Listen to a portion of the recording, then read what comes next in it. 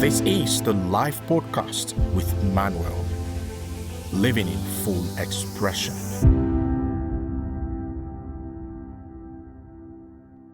The person living in full expression is not the person with the most impressive declared identity, but is the person whose daily life is the most honest reflection of who they've committed to becoming.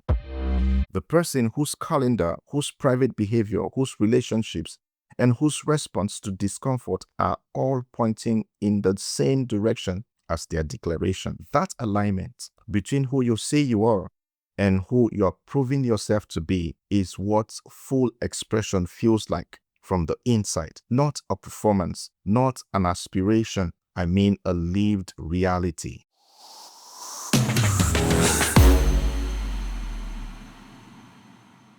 Hello and welcome to the live podcast with me, your host, Manuel. Today I'm going to be starting this episode by asking you an uncomfortable question. And that question is this: if someone followed you around for the next 7 days, watched every decision you made, looked at your calendar, saw how you spent your evenings, observed how you showed up in your relationships and your work, would they conclude that you are who you say you are? Not who you aspire to be, not who you are working towards, not who you were at your best 6 months ago. I mean who you are right now, based purely on the evidences of your daily decisions. Now, for most people, and I mean most high performers, most ambitious, growth-oriented people, the honest answer is uncomfortable because there's a gap between the identity they've declared and the identity they are actually building day by day. That gap has a name, and today we're going to be closing it up. So if you're ready, let's get started.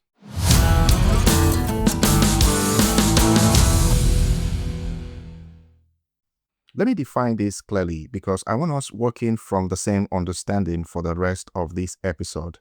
So you have your declared identity, and that is the person you say you are. The label you apply to yourself, the values you list, the vision you hold. I'm a performer. I'm someone who prioritizes my health. I'm a leader. I'm disciplined. I'm building something meaningful. These are declarations. They live in your mind, in your conversations, maybe on your vision board. Now, let's look at the other side, which is your demonstrated identity. And this is the person your decisions are actually building. It's what your calendar proves. It's what your bank statement shows. It's how you behave when you are tired, when no one is watching, when the easy option is right in front of you. It's the accumulation of every small choices you make, not in your best moment, but in your ordinary ones. The identity gap is the distance between those two. Now, here's what I want you to understand about it. The gap is not a character flaw. It's not evidence that you are a fraud or that you're weak or that your goals are unrealistic. The gap is a natural human condition. Every person who has ever tried to grow has had one. And so you're not different from them. But the problem is not having the gap. The problem is not knowing it's there, or knowing it's there and pretending it's not, or knowing it's there and telling yourself you're closing it later when the timing is better, when life calms down, when you feel more ready. Because here's what the gap does over time when you don't address it.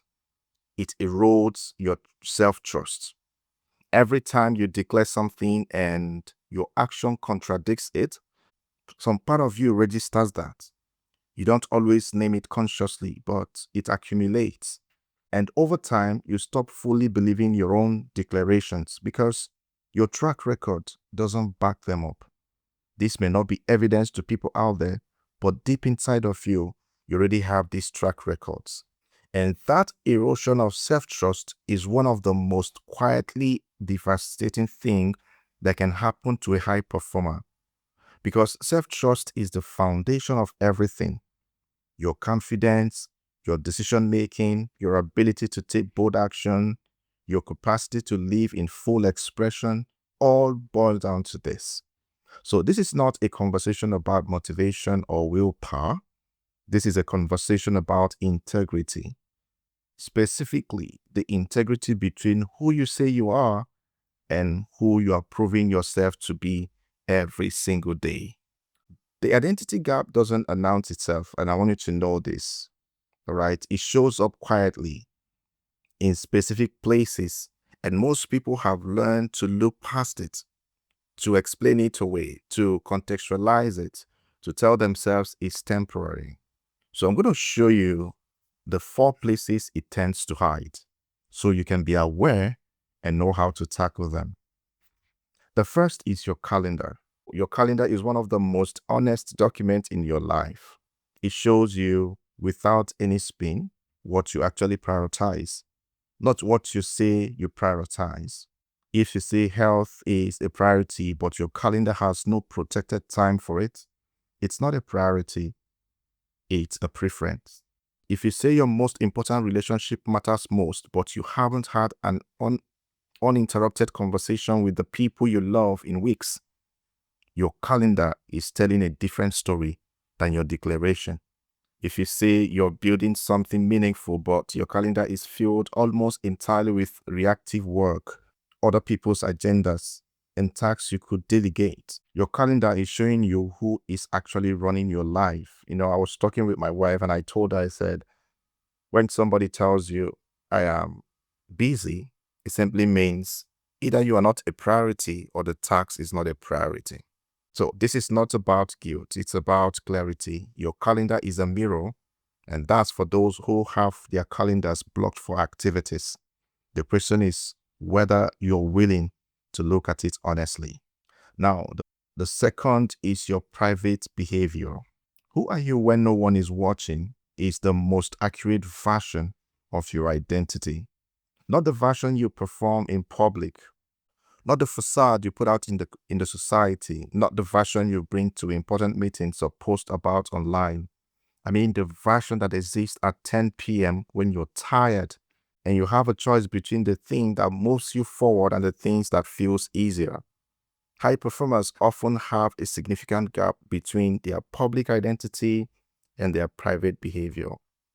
So the discipline, the project isn't always the discipline they practice. The standards they articulate aren't always the standard they hold themselves to when the audience is gone. I'm not saying this to judge you because we all can be culprits of this in our lives, but I'm saying it because this is where the real identity work lives, not in the declaration. I mean, in that private moment, in that small decisions, in what you do when the only person watching is you.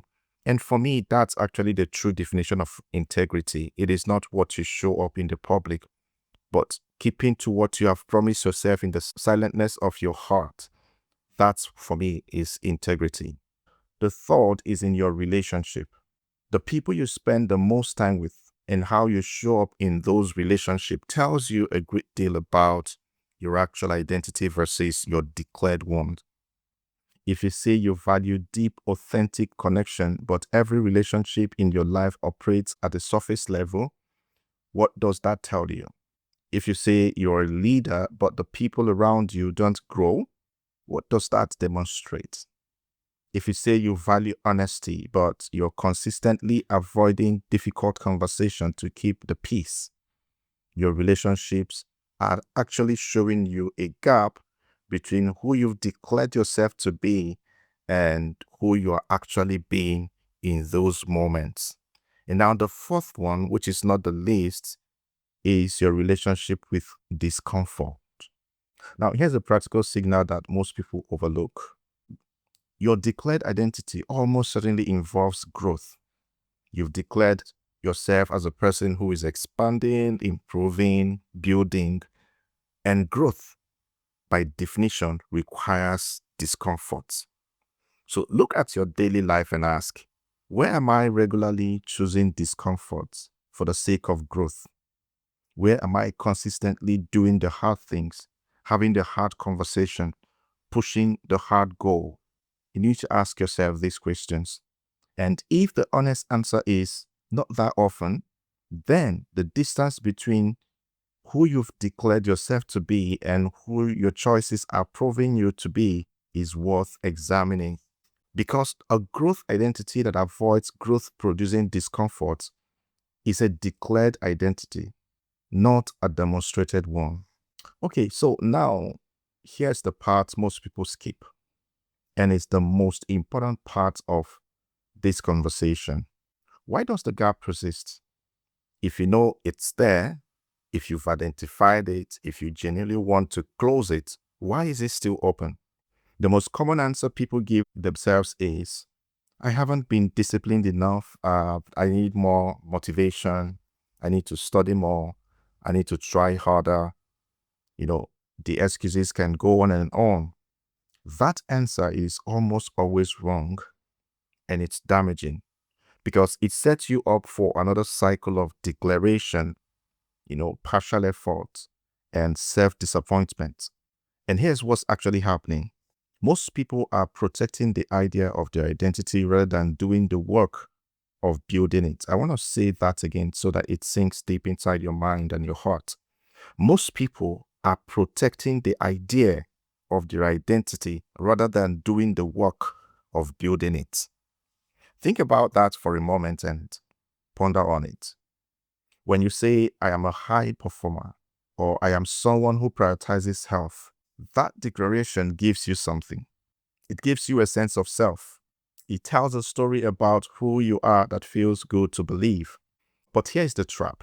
You can get the emotional reward of the identity without doing the real work of earning it. The declaration feels real.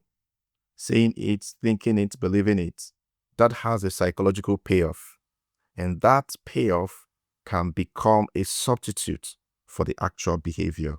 So this is why people can spend years identifying as someone on the path to something without meaningfully moving towards it. The identity provides comfort. The gap provides just enough discomfort to feel like you are aware of the problem. But neither one actually moves you forward. The second reason the gap persists is what I call threshold avoidance. Every declared identity has a threshold, a specific level of action, consistency, and discomfort that once crossed begins to make the identity real. Now, until you cross that threshold, the identity remains declared. And once you cross it, it starts becoming demonstrated. So most people hover just below that threshold indefinitely. They do enough to feel like they are trying, not enough to actually break through a demonstrated identity. They exercise occasionally, but not consistently enough for health to be a real identity. They work on their goals, but not with enough focus for high performance to be a real identity. They invest in relationships, but not with enough depth for meaningful connection to be a real identity. The threshold is specific to every person and every goal, but the pattern is the same, and that is staying just below it indefinitely while telling yourself you're working on it. And the third reason is the simplest of them all, which is identity change is invincible until it isn't. When you start closing the gap, nothing dramatic happens immediately. You don't wake up on day 5 and feel like a different person. The demonstrated identity builds slowly through accumulation. This makes it very easy to quit because the evidence catches up with effort. The gaps closes quietly over time through thousands of small consistent decisions. And because the feedback is slow and we are in age of fast results, it's easy to say to yourself, it's not working, when actually it's working exactly as it's supposed to. All right, let's get practical. Here are 3 moves, not concepts, moves that actually closes the gap. And I want you to follow me on this. Move number 1, the daily proof method. So every morning before the day starts, ask yourself one question. What is one thing I can do today that proves I am who I say I am? Not a big thing, not a life-changing action, one specific thing that serves as evidence for your declared identity? If you've declared yourself a high performer, what's the one high-level action today that proves it? If you've declared yourself someone who prioritizes health, what's the one thing today that demonstrates it? If you've declared yourself as a leader, what's the one action today that a leader would take that you might otherwise avoid? You need to write that down, do it, and that's it. The power of this is not in any single day, it's the accumulation. Because every time you complete that daily proof, you make a deposit into your self-trust account. You give your brain evidence that your declaration is real. Over time, that evidence compounds into a demonstrated identity, and the gap narrows. This is the opposite of the motivation-based action, which waits for you to feel ready. The daily proof method acts regardless of your feel, because identity is built through action, not feelings, not motivations, but actions. Move number 2, the contradiction audit. So what you do once a week, 15 minutes, and that's all it takes. Sit down and ask yourself this question honestly. Where did my action contradict my declared identity this week? And I want you to know that this is not to punish yourself, not to spin around self-criticism, but to see clearly. Name the specific contradiction. Be precise. I said health was a priority, and I skipped every workout this week. I said I was building my business. I spent most of my focused work hours in reactive mode. I said I value honesty, but I avoided a conversation I knew I needed to have. These are examples of how you can ask these questions. You have to name them in the question, because when you try not to name them, you're not going to be honest in answering those questions. So then you ask a second question. What made the contradiction happen? Was it a structural problem because I didn't have time or conditions set up? Or was it a threshold problem because I was avoiding discomfort? And you need to be honest about this. The answer changes what you do next, because if you're not honest, you won't take the right action in the right direction. A structural problem gets a structural fix. A threshold problem would get a commitment fix. So this audit is the equivalent of a weekly financial review for your identity. You won't run a business without reviewing your numbers. You shouldn't build an identity without reviewing your evidence. Here's the move number 3, which is the 1-degree shift. This is the most immediately actionable move in this framework. Not someday, right now. Identify the single behavior that, if you change it by 1 degree, just 1 degree, would have the biggest impact on closing your identity gap. I don't mean 10 behaviors, I mean just one. The one you've been avoiding, the one that sits at the threshold, the specific action that is done consistently would begin to make your declared identity real. So for some people, that's the first hour of the morning, currently spent reactively. For others, it's one honest conversation they've been postponing. For others, it's the one professional action they keep planning and never executing. Find your 1 degree. Commit to it for 30 days. Just that one thing. Do it every day regardless of how you feel. Because here's what happens when you find your 1 degree and hold it. It doesn't just change that behavior. It changes how you see yourself. And when how you see yourself changes, your other behaviors begin to follow. So that's not a motivational language. That's just how identity formation works. Action precedes identity as much as identity precedes action. You become it by doing it consistently, not by deciding it once. All right. In closing, living in full expression is not about being perfect. It's not about having no gap. It's not about being the finished version of yourself. In fact, you can never get a finished version of yourself. but it's about the gap being honest, visible, and actively closing.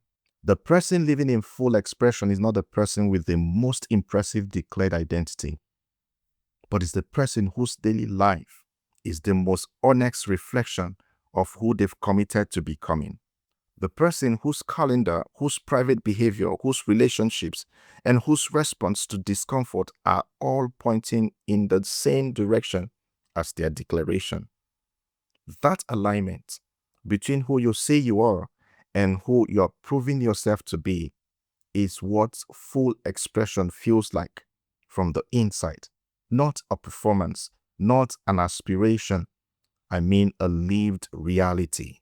And it doesn't require a dramatic overhaul. It requires the daily proof, the weekly contradiction audit, and the courage to identify your 1 degree and hold it. The gap doesn't close in a moment. It closes the way Dario Amodi's integrity was built, not on the day of the deadline, but through thousands of small, consistent decisions made along before the pressure arrived. Your identity is not what you declare. It's what you prove. Start proving it today. So here are 3 things to take from today's episode. Number 1, identify your gap. Look at your calendar, your private behavior, your relationship, and your relationship with discomfort. Where is the biggest distance between who you've declared yourself to be and who your decisions are proving you to be? Name it specifically. Number 2, start the daily proof method tomorrow morning. 1 question: what is one thing I can do today that proves I am who I say I am? Write it down. Do it. Build the evidence. The 3rd one is to find your 1 degree. The single behavior that, if held consistently for 30 days, would do more to close your gap than anything else. Commit to it, and you can start today. If this episode hit something real for you, share it with 1 person in your life who you think is living below the level they've declared for themselves. Sometimes the most generous thing you can do for someone is hand them a mirror. This has been the Life Podcast with me, your host, Manuel. Until I see you next time, keep living in full expression.